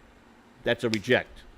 If the person puts the wrong address, If the person forgot that it got convicted of a felony and is no longer, that's a reject. So that's why they suggest you go about 25% over what the signatures are. And I do say this, when I do go out to get signature, it's fairly easy. Most people are pretty easy about helping someone get on a ballot. I don't have to sell it too hard. I go up to them, and my first question is, "Are you a registered voter in the state of Florida?" And they, yes, I am. And I say, I just like to, I'm running in politics. I want to just, if I could get some opinions. How upset are you with the current government? Are you tired of the left, right, blue, red? I mean, do you have any particular things that are really agitating you? And they'll get it right into it, and it all come out with the same answer. They're tired of being shut out. But then I asked him one key question, and I think he didn't like the question, but I tried to do his delegate. I said, I watch every election. All types of people cry about this one. They don't want this one in office. They hate this one. They don't want they don't want Democrat. But they have a chance to get the new bat order came in, so now they're ready to go home and get their little dessert, which is fine. I didn't know that he could work with us. I would have kept him up, and I would have let him work with me today. But anyhow, that's all I'm saying is let me read these super chats. I got super tips. I don't know if I got any super tips, but there are super tips is open. Again, your theory, listening to these guys that say they're not trying to hurt my money. Well, when you tell somebody that don't send me super tips because I got their information, that's fucking hurting my money. So I say I've never done that to nobody. So I'm gonna be the worst. I'm gonna be worse than them. I've decided that the only way to beat the scum is I'm gonna have to become a bigger scumbag. That's the only way. That's the only way they understand. I think that's the only way they're gonna understand the projection of what I'm gonna do. So because they won't listen to reasoning. You go and you just tell somebody, "Can you talk to me like they do with this person?" They get so upset and lie that. I never fucking told anybody about those names of your family, you fucking moron. But I'm going to do it. I'm going to do it soon. I'm going to give out phone numbers soon, too. I want you to know that. Oh, yes. Be prepared. You went as hard at my deaf daughter and made fun of her. She's never done a fucking thing to you. And it's on. Trust me. Trust me. I got so much bitterness that I pray that it makes you so angry that you'll take a trip to Tampa. I pray that you show some balls on this one. Because the day that you step to me will be my most happiest day that I have ever lived on the day of this earth. Because I'll finally get that last fight I want to get out. I'll get it to a guy that I severely hate. And I'm going to fuck you up so bad, I'm going to be at peace with myself. And then I'm going to go on and then I'm going to make my life good from that point on. So please get agitated. Please get upset. And please bring the truck this way. Thank you. That's all I'm going to say. Because it's coming. And I'm giving you fair warning. I'm not going to throw no punches. But I won't call you the night before and say I'm doing it tomorrow. It'll just happen on the spur. Just know it's going to happen within 30 to 60 days. Anytime for 30 to 60 days. And I don't care what you say, who you send, or who you call. It's going to happen. You want to play those dangerous lines with me? I'm going to show you what playing with dangerous lines mean. So, and if I go to jail, you go with me. And that'll even be better because I'll have you behind closed doors, and then I really can get my point across to you, which is what I'm really hoping to do, to spend a couple of days with you in jail. Because then I think you'll become a little boy, and you'll be very humble, and you'll be, yes, sir, no, sir, yes, sir, no, sir, and you'll never get out of turn, and you'll leave there forgetting who I was and never fucking remember me again. That's what I'm hoping to do to you. So, you need to be taught some lessons. You got to be accountable for your actions, and you've never been accountable for any of your actions in your life. I can tell that. You've been a spoiled bat bitch your whole life, a spoiled little brat, what you've been your whole life. But see, now, I don't fly that shit. I don't play that spoiled ass shit. So you need to be schooled now. It's time to be schooled. Now it's time for me to wake up, get my head out of my ass, and do what I do good. It's what I do best at. And it's going to have to happen, and I'm sorry, but it's going to happen. So, Catalano Khan, we already read this one. Sir, I don't know if you're 100% legit or not, is what I'm saying is you can't sell tickets to an event that's not yours. You understand? Let me ask you a question. You're 100% legit. What are you selling the tickets for, and what are you telling them to get with the ticket? That's first and foremost. If you're selling a ticket, tell them that's going to get them through the gate. You're lying to them, and that's fraud. So if you do that, we're going to file fraud charges against you, and you will go to jail. Okay? What are you selling? I mean, what are you selling? What are you offering? You didn't get our permission, and don't say you could do it. You can't. You need to learn the law. So if you're doing something like that, you're just dumb, because I'm going to nail you too, plain and simple. All I got to do is pick up the phone and say, I got an event, some guy's selling fake tickets. What do you think they're going to do? They're going to let that? They're not going to come and see you? I mean, so just pick up the phone and call law enforcement. They'll be right at your ass, and then you'll pucker up and go, "Oh no, I fucked up," because you're probably a scared bitch and never been in jail. So, all right, that's just fine with me. I don't care. A couple of you guys should want to. A couple of you guys should volunteer. Let's go to boot camp for a while. Let's go into jail. Let's purposely go do something small and go get ourselves arrested, and let's go spend a couple of days in the jail. It'll be good for you, trust me. By the time I get done training you, you'll be all right. I ain't playing no more. Because I got good thing is that being clean, my brain comes back more and more every day. Breathing better, everything's better, you know what I'm saying? So, we are 100% legit. I just said that. Didn't I say that? All right. This is $5 for the Catalano. Catalano, we're selling access to the event. We buy tickets from Hard Rock. Okay. All right, so what you're saying is, when we go public, now that I know you could do, because that's a ticket agency company. They'll buy blocks of tickets and they'll sell it at a higher price. Yeah, that's to a certain legal ramification, you can do that. You can do that. Because that's not what you're saying. You're saying they're up and ready to go down. We haven't put the event live yet. So if you sell anything now, you'd be lying. But what you just said now makes sense. So which one is it? You're going to follow the law the right way, and you're just waiting for us to go public, or you're going to try to do something sneaky? Because if you try to do something sneaky, it's not going to work. But if you're going to do it this way, I can't stop you from going to buy 20, 30, 40 tickets. If you got the money up front to do it, they're going to sell you the tickets. Unless I put a stipulation on there, no one can buy that many tickets. And I think I can. And maybe I would just do that just to fuck you. Because I don't like you. So, I don't like half of yous. But you're all going to come. That's the best part. The greatest part is knowing everybody hates me and they're all going to pay for the ticket to come there. That's the greatest fucking thing in the world. Is that fucking America's great, ain't it? Ain't America great? They got so much fucking hate for me, most of you people. You're going to pay the ticket just to get in my face and fucking see. I love this country. I love this country because I know we're going to sell 250 to 300 tickets. And just do the math. Do the math. Yes, and then I'll be able to pay the people I want to fly in. Yes, I'll be able to do everything out of the money because there'll be plenty of money. There'll be plenty of money. And we're going to bring out the talent. And we're going to pay. And we're going to put them up. We're going to do this and we're going to do that. Yeah, we're going to do that because that's what you do. It takes money to make money. See? Idiots like, he's buying on. He's buying. Yes, I am. I invited Bob to be part of the show. He accepted. Yes, and I have to pay my responsibility. Bringing in the talent, I got to pay for their airfare and their plane tickets. You know, so their airfare and their hotel. And Chad Jumak, I think I'll work out a daily. He's local, so I'll get a daily. I don't know Mersh, but everybody maybe I'll have Mersh come and do a podcast. I'm sure he might be interested. You know, to do a podcast. He's right down the road.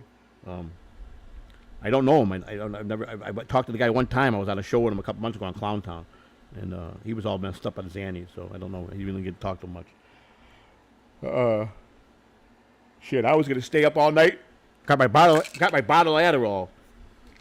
Right here. Let's see, what's today's date? Today's date is what? Where's my glasses? These glasses don't. I need my magnifying glass. I can't see with the shit anymore, man. My eyes are bad. Where's my magnifying glass? Let's see. I gotta find my other bottle. I just got a new bottle. They just refilled me, and I still have fucking medicine left over from last month. Because I don't abuse my medicine anymore. I don't do that anymore. I just don't have the heart for it to do that. So, if I was healthy, like I used to be, yeah, I'd be killing it. I'd be doing 2 or 3 a day. I would. 'Cause you know what? I gotta feel good to deal with life. So, but unfortunately, I have to police myself to be right. So, and that's the best option for me. All right. So let's see. I just refilled this, right? Yeah, this one is, let's see, this one was, yeah, this was my 6.5 bottle. I just got 1.75. I haven't even opened. I don't even know where the fuck I put it at. I got a bottle around here that's full. So 6.5, this one was filled. and this one was supposed to last till 6/4, and I still got from last month 1, 2, 3, 4, 5, 6, 7 pills. So there's 7 days I didn't do pills. 7 days I didn't take my Adderall. Wow. Now you guys want to still think you guys are licensed therapists or doctors that you can tell that someone's by the way he speaks that he's high and he's flying? You guys are idiots. If you don't know me, I'm a natural fucking big mouth. I don't need no pills to talk fast or act stupid, you understand? 7 pills left and haven't even touched my this month. I'm doing pretty good, ain't I? Yeah, I'm pretty good. Because I obey, because I changed my life for the real, see? Whether you like it or not, I have. But my book is I'm gonna get off of here. I don't think I'm gonna do it. I'm not gonna do a 24-hour stream. Fuck it, not today. There's not enough people here. I'm not gonna sit here and be bored. I want to bring people on. I want to come on and talk and have guests, and maybe do some games later. Vito, if you're out here, think of something. After I go to bed and get up and get a good night's rest, I'll do a 24-hour stream. I'll start it tomorrow. Give me something, what kind of game we could do. A couple of things we could do. Put something together, and we'll put it together and do it. Of course, Lou won't come in. He won't come on. Lou is in a place in life. I don't know. He's in a good place, I guess, with himself, which is good. I guess it's always good to be confident in yourself. You know, I think he's getting a little bit over too confident. I think on some things. I don't know. Maybe I'm wrong. I don't know. I mean, I let him shine. You know, I don't care about him sitting in the head seat and running this show. I don't care. He can do whatever the fuck he wants. I don't care, because you know what? It's his. He's got to put the work in. If he's got 50% ownership of Busted Balls, it's only right to put in the work. You know what I'm saying? So, work for your money. That's all I could say. You know, I work for mine. So Catalano Con 813. So I'm taking it you're probably not local, but you're just probably saying that, right? But you might be local. It could be Catalano Network. You know the douchebag from fucking PR. That And listen, I know from the beginning that the name is not your real name. You understand? I just want you to know that. I've known that for a long time that you never gave up your real name. And you tried to make me think I was doxing you, but I knew from day one you weren't that person. You understand? So I just want to let you know that you could give up the charade now, okay? Yeah, we knew. We just went along with you, okay? We went along. Hopefully you just slip up, but you're still a scum dirtbag. You know that, right? Yeah. Oh, by the way, I got. Thank you for leaving your EV-Mux open for me as a collaborator. I went in there and I put a bunch of porn, and I just set it right now to go. It's going a premiere right now with showing porn. So say goodbye to your channel, okay? In about 20 minutes, your channel's going to be gone. So thank you for leaving that access open for me, okay? I told you, you fuck me, I'm going to fuck you.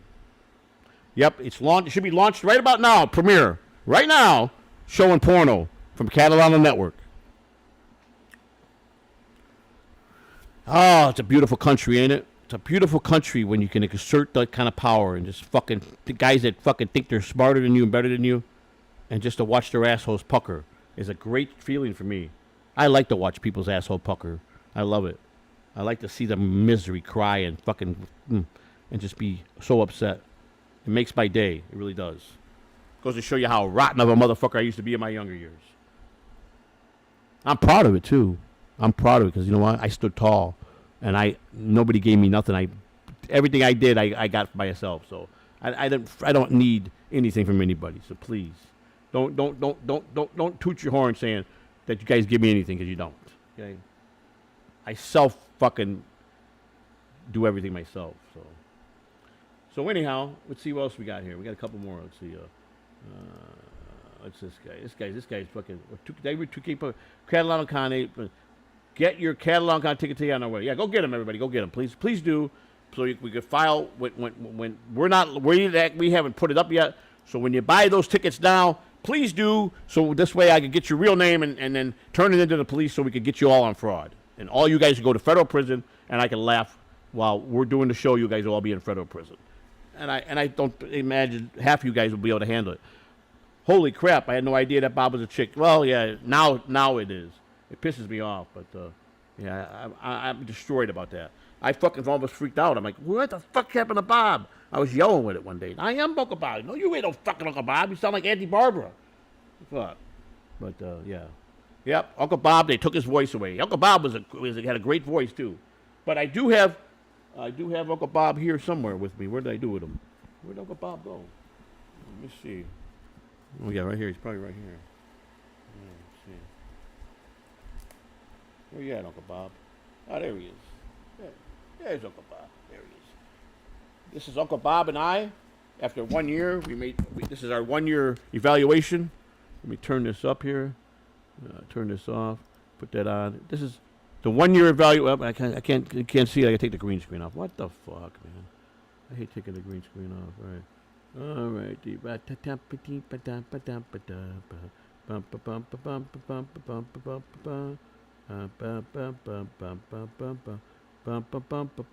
Hang on a second, though, people. Hang on. Let me just hang on a second.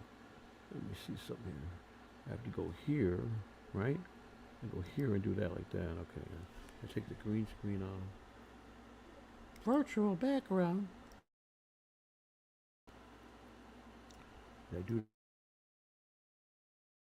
Oh, I know what I want to do. I know what I want to do. Hang on 1 second. Hang on 1 second, people. Hang on. This gotta be.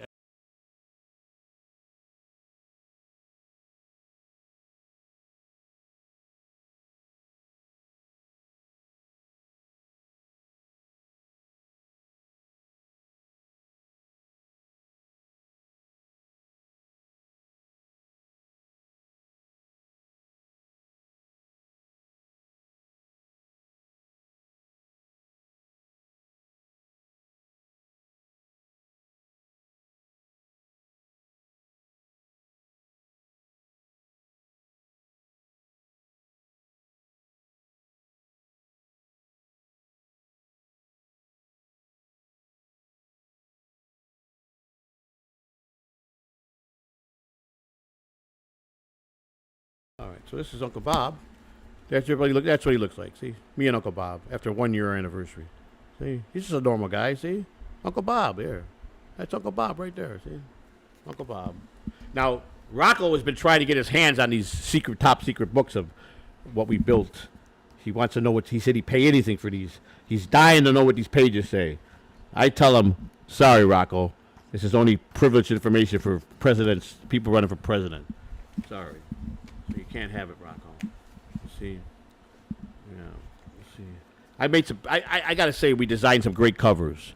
Here's our media command center cover. Here's our legacy and campaign information.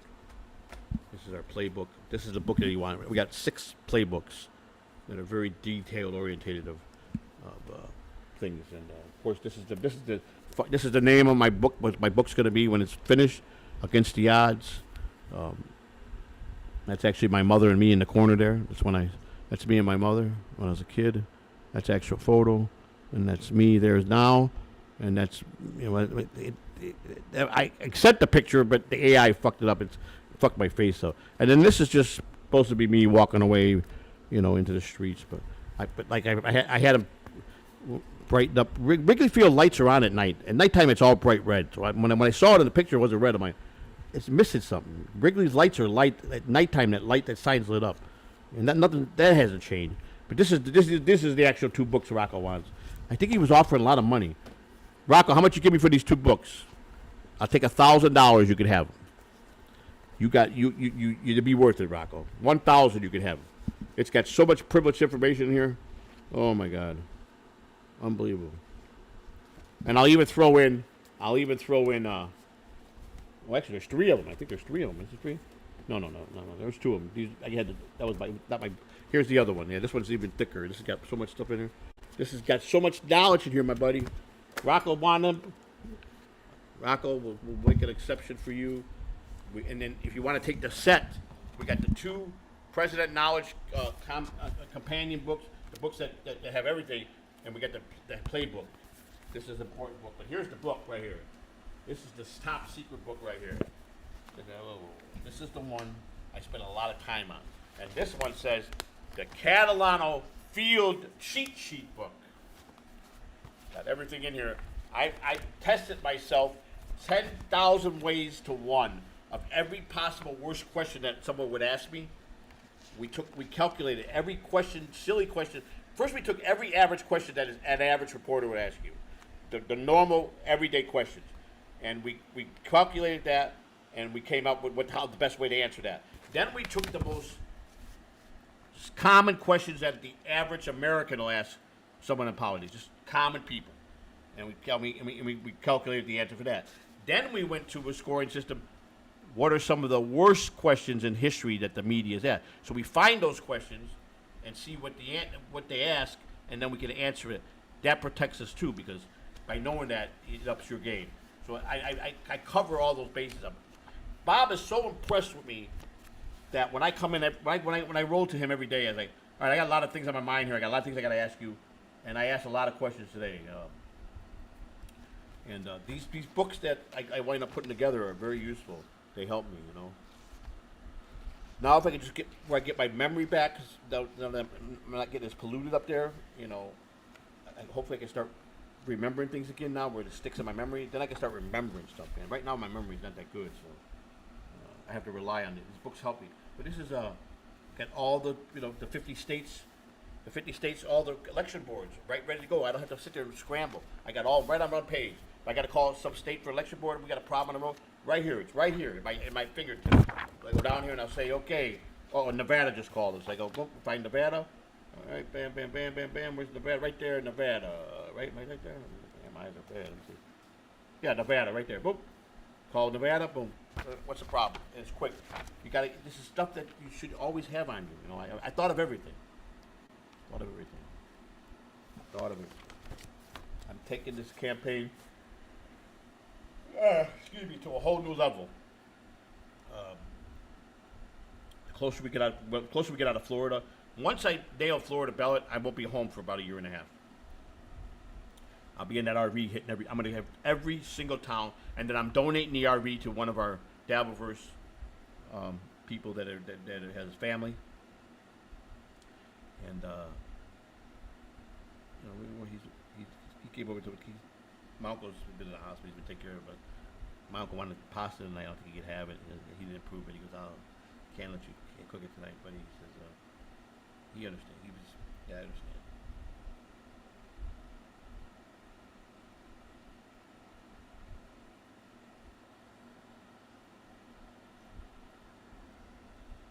Oh, am I falling asleep, guys? I'm gonna head out, man. This is not good for me.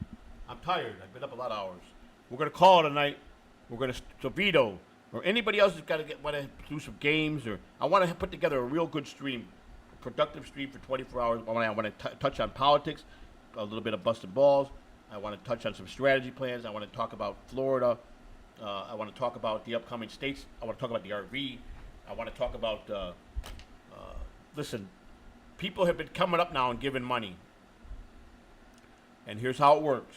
Just to show you. Let me show you how it works. See, the people go to this website called raisethemoney.com/Joe J. Catalano, blah, blah, blah, blah. All right. Here's my Illinois pardon packet. I have it all in. This is everything I sent in. I had my copies. I should be hearing from the governor soon. I got a hearing, I think, I'm not sorry, October 4th. October 6th is my hearing in Chicago. And I got the letter from the clemency board here in Florida. I'm waiting on DeSantis to sign off on that. Once that's done, I still can't run for office yet. I got to wait till I clear my federal charge. That's the only president has to do that. He's been pardoning people every day. But the other day he did 10 in one day. But then he did 1, 2.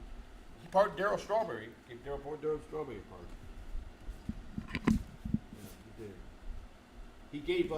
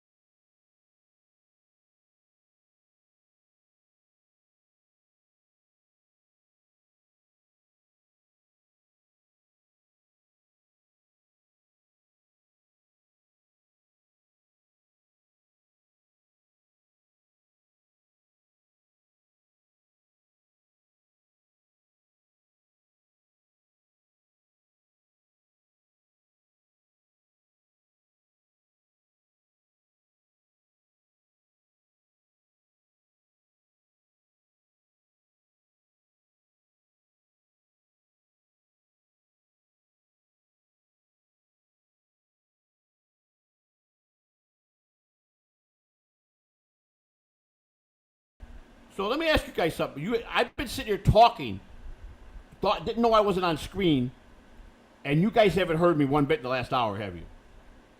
Right?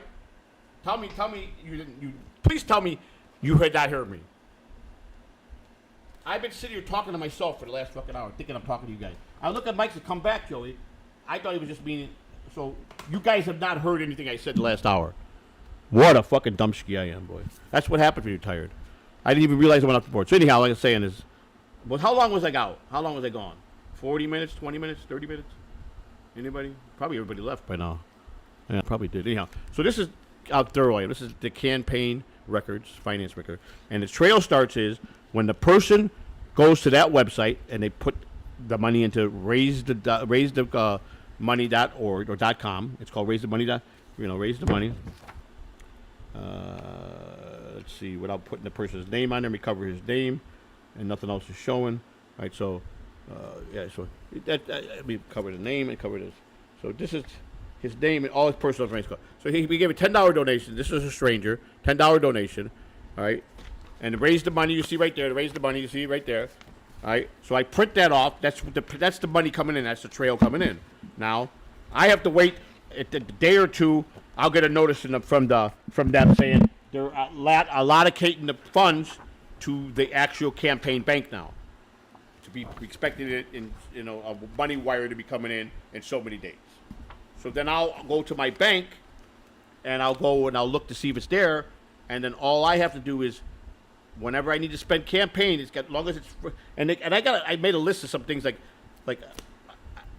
printing. You could do all the printing, so I do all the printing myself. So I got a great deal. I get all the ink free. I get all the ink free, and I get ink with it, and that's it. Just ink, all unlimited ink. Oh yeah, unlimited print. $60 a month. I went from 1,500 pages a month with HP to Epson giving me unlimited print, so I could print the whole 160,000 sheets for the ballot for Florida. Now I make it. See, now I got the problem. As long as I got to print them, I'm gonna get the signature. So there's 500 reams, 500 pages to a ream. 2 reams is 1,000, right? All right, so 2 reams is 1,000, 2, 4, 6, 8. 10,000 is 10. 100 reams is 100,000, right? 100 reams is 100,000. And I need 150,000 to be saved. 160,000 to be saved. So we're talking 180 reams. And I've got someone that I'm looking on Marketplace because instead of paying the $5 or $7 at the store, I'll find them for $3, $3 or $4 a ream, maybe 2, and buy all them out. And then I'll print every day. I'll just start unlimited printing. So that'll knock out Florida. That's why I know I'm going to be okay. My whole worry was how am I going to pay for sustain the printing if I'm only going to get 1,500 pages and I got to pay a really big number. Epson made it. They got a great program, and that's even registered to Catalana for America, which is the committee that's registered with the FEC. Because I also not only run it as a president of the United States, I have my own committee. I started my own committee, so my own movement. Catalana for America is my committee, independent committee. So if at best I could get my committee to be where we have 3 choices in America, then we got a victory. Because we all should have more choices than to have Republicans and Democrats. And I think most of you guys agree with that. So I didn't know. I didn't know how long I was gone for. That bothers me. What's this up here? I don't know what this is. So, yeah. So I don't know. I just know I'm tired and I got to go to bed. I'm tired, so I can't fall asleep here. But we will. If I get a good night's sleep, we could maybe start tomorrow, 8 o'clock tomorrow. Tomorrow's Sunday. 8 o'clock in the evening, and I'll be able to go all day. Because I got a lot of stuff to do tomorrow during the day, so I got to get some sleep now. I'm going to get up sleep for about 8 hours. I'm going to get up at about 11, and I got from 12 to 6. I'm booked up. I got a lot of stuff I got to do tomorrow, and then I'll come back and I'll get showered, and we'll do a 24-hour stream 8 o'clock. But that's where I want people to help. If you guys listen, just look at it like this. Look at it like this. Whether you like me or not, you got to give me one thing. If this was a work, I'm fucking playing it all the way to the gill. But it's not a work. It's something that's very dearly to me. Not so much of becoming the president, but just trying to help anybody and save as many people as you can is the thrill for me. It's a wonderful feeling. I didn't know if he was back on drugs. That's why I didn't want my daughter to see him. I was talking. Something came in my head. I was thinking a scenario. I bet somebody. They said. I said, "Is that what's his name?" And then I goes, "He's back on drugs." It was just something I blurted out. It had nothing to do with you guys, but I was just thinking out loud with my daughter. My daughter's doing well. She misses me. She wants to come back, and I told her, okay, just let's get. She's got a good doctor there, and I want her to get all her physical stuff taken care of first. Florida's got bad doctors for people her age. There's not a lot of good doctors in Florida for any age, really. I got very lucky with my doctor, so I want her to get the best care for herself, get all her stuff straightened out, and then she'll be fine. I'm getting old, buddy. I'm getting old. So I'm gonna leave you now. And yes, I did. Yes, sir. Make sure Bacon Bits be my lazy on and let him know. He'll say I physically threat him, and that's okay because pussies usually say that. Just let him know what I said. He crossed the line when he talked and made fun of my daughter because we were supposed to have kids and family off limits. Now he's going to get the full treatment, and it'll be within 30 to 60 days. But the phone numbers will be going out, everything on the internet. I'm letting you know. So if you're here now listening, I'm going to tell you your fate. You're fucked. That's all I'm going to tell you. And the first opportunity I can strike your channel, I'm going to strike it with pride. And I'm working on that too, just so you know. And I don't acknowledge you no more because you're nothing to acknowledge. You're a fat piece of shit. I don't even pay you no mind because I'm too busy, and I'm too busy worrying about how my victory over you is going to be. Okay? I made a lot of promises today. I made campaign promises tonight. Okay? No threats. Made you solid promises. He crossed those thresholds. He's got to be prepared for the threshold to get crossed back to him. And that's done. Yes, you fucking did, you liar. Yes, you did. You're a fucking liar, piece of shit liar. Okay? You are a fucking straight fucking liar. I think you're a narcissist and you believe that you accept the fact that you just believe everything that comes out of your mouth. You're definitely a narcissist, pal. We know you're bipolar. Anyhow, I'm not gonna throw no punches no more with you. 'Cause I'm done. I'm well over you. I'm letting you know, be prepared. It's gonna be make you pissed off very badly. And I'm hoping it's enough that you make such a bad mistake. And I pray to God it brings you closer to where I'm at, and that you feel froggy enough to fucking step to me. Is what I'm praying for. So please get angry and get very angry and drive this way. That's what I want you to do. Okay? Please do. I'm praying that you do. Knowing how upset you're gonna be, what I'm about to do, I'll get exactly. You'll play it in my hand the way I want you to, and then it's gonna be on. But I can't let it go no more. I can't let you keep thinking you're gonna treat me like this. You're not gonna fucking treat me like that. I'm a fucking way better man than you, and much tougher man than you to let you fucking walk on me this way. So you want to go there? Now it's my turn to fucking start stepping and crushing you. Okay? So just beware. I'm gonna let you step on your dick a little bit more. And then, first chance I get, that channel's gone. I'm going to strike the shit out of your channel. I'm saying it with pride and vengeance. Pride that I'm going to strike your channel. Pride. I will be a piece of shit. Tell everybody now how much of a scumbag I am. I am. Because I'm going to give you back what you would do to me. Okay? Narcissist spelled R-E-D. Narcissist. All right. I'll be back for the 24-hour stream sometime tomorrow night. And so, Vito, if you got some things you want to, maybe we can put together, we'll do some things, man. I want to have a structured thing. We're going to do some fun. I don't know if Lou will pop on tomorrow. But I'm going to have certain people pop on tomorrow if they want. We'll see. I just want to check one more thing here before we get out of here. I'm just too tired, and I got too much to do in the morning. I got a lot of shit to do. I've got to go to the election board tomorrow. I have to... I've got to see if I could, I've got to change. I took him off of the portal, but I don't think he got taken off. I think I have to go down there and do it. For some reason, Clearwater Chad, I took him out of the portal, but I don't know if they've removed him from the paperwork because I saw him on some list that I don't know why he's still on there. So I'm going to just go there and point it out to them. And so I go to the Tampa office. because I officially took him off, and acknowledged that. But it's they're saying I didn't file my quarterly report. I filed it 24 hours early because I didn't make. See, the rule is if you don't make 5,000, if you don't take in 5,000 hours in a quarter when you're doing the money report for the FEC. If you haven't took in 5,000 and spent at least 5,000, you don't got to do a report. You just got to do a regular 99 miscellaneous form saying exactly that. My campaign didn't take in 5,000, and I haven't spent 5,000, and just put your presidential number on there.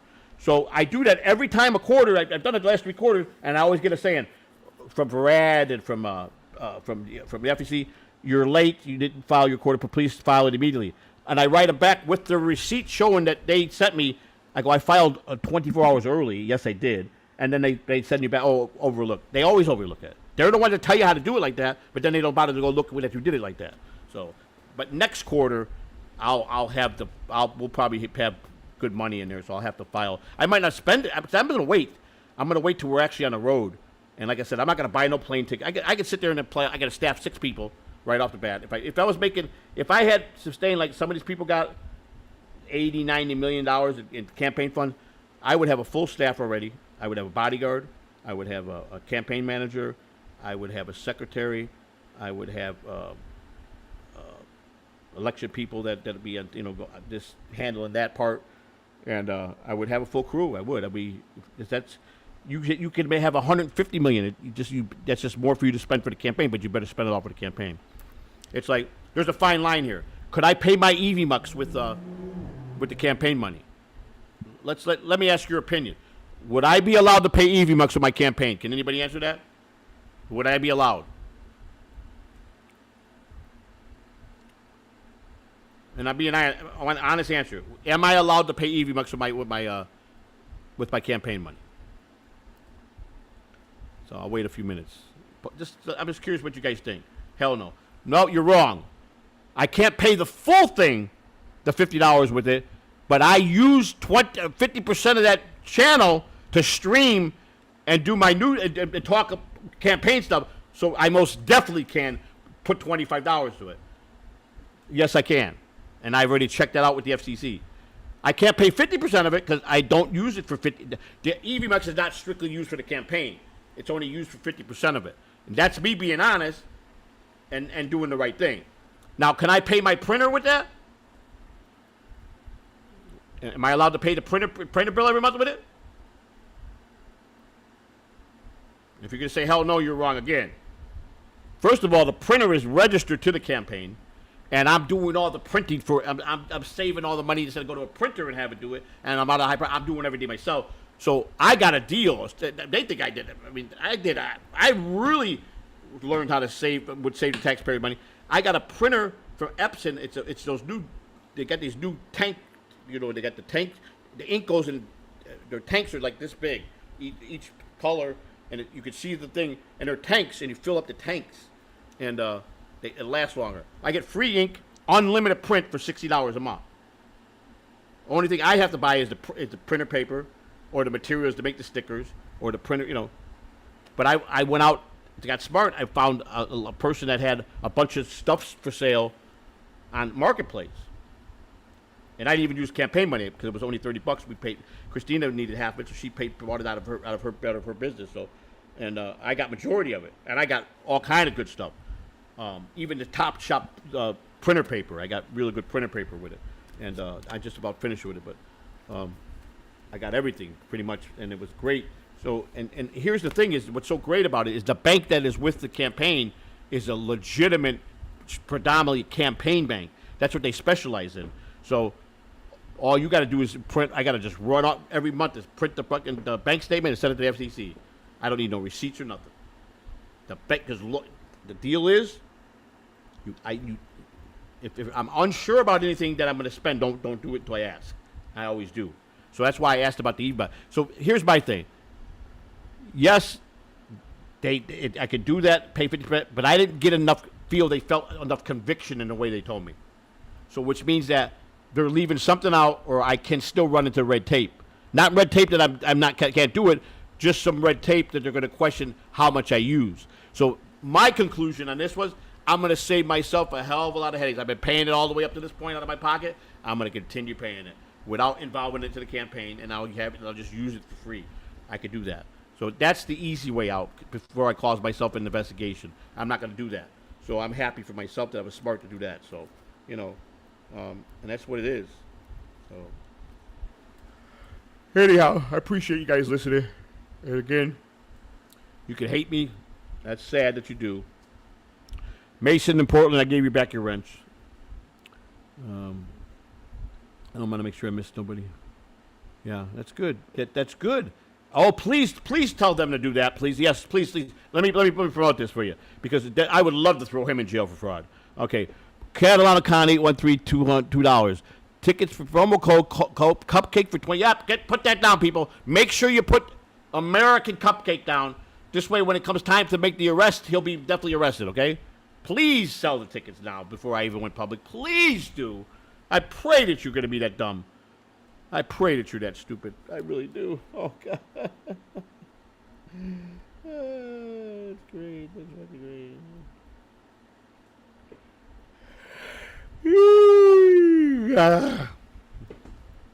I love it. No, we got another one coming in. Let me see what this moron's going to say. The only reason I don't ban him because he does pay a lot of money. So, otherwise, I'd have banned him. I banned somebody yesterday. I lost all the super chat. Those papers you're going to hand out is going to hit the trash faster than you can spider it. What papers is that, buddy? What papers is that? Which ones are you referring to? Please elaborate. Which ones are you referring to?